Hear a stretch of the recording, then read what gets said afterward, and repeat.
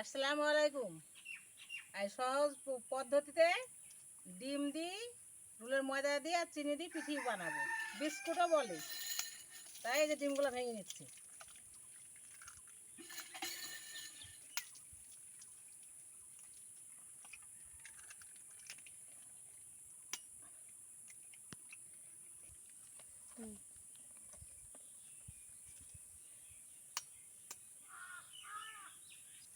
এগুলো চিনিগুলো পাউডার করে নিয়েছি।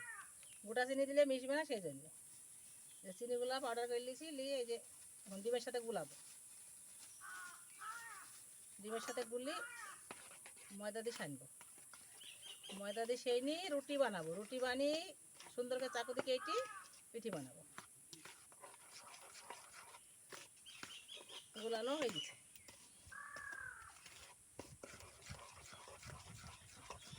এগুলোর মধ্যে ঢেলে দিলাম। এবার হাত দিয়ে সানতে হবে। আমার বোবা বানাতে পারে না, তাই আমি তৈরি করে দিব। বোমা এগুলো সব আমাকে দিল, আমি বানাছি। আমারও খাওয়া হবে, বোমাদেরও খাওয়া হবে। বোমাদের খরচ আর আমার খাওয়া।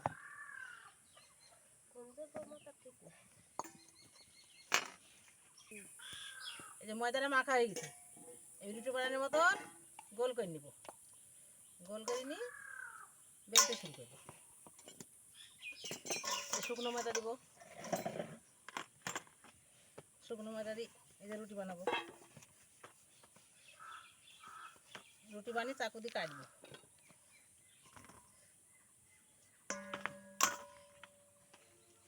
এই যে বিস্কুট হবে, বিস্কুট।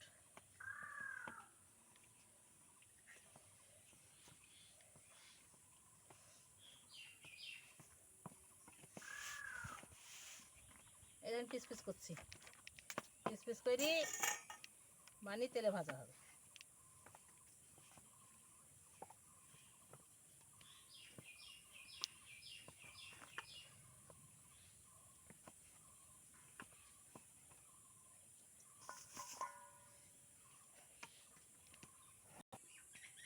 উনুনটা ধরে দিলাম, বিস্কুটগুলো ভাজা হবে, তেলে ভাজা হবে। সাদা তেল, সাদা তেল দিয়ে এগুলো ভাজবো। এই যে সাদা তেল, বিসমিল্লাহ। এই তেল ঢেলে দিলাম। তেলটা গরম হলেই পিঠিগুলো ছেড়ে দিব। ডিমের পিঠি, ডিম, রুলের ময়দা আর চিনি, আর কিছু এমন লাগে না এর সঙ্গে। এটা দিলেই হয়ে যায়। বেলো রুটিটা বেলো।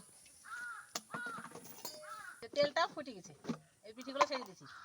ফুটেছে, এই তেলে পিঠিগুলো দিয়ে দিলাম। তেলগুলো ফুটছে সুন্দর, এখন ভাজা হয়ে যাবে, তেল ফেলবো। রুটি বেলাবো মা, তাড়াতাড়ি, একা কামাই যাবে। একা একা হয় না এ কাজ আবার।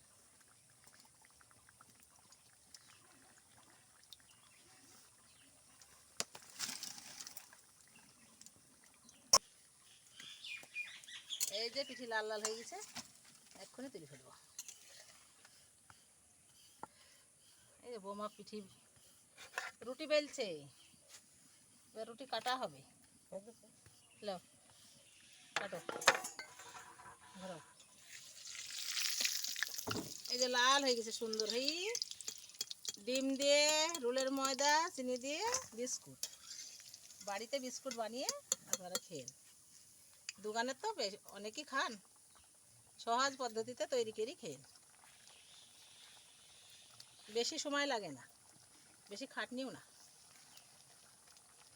সহজ পদ্ধতি, সুন্দরভাবে হয়ে যাবে এক্ষুনি।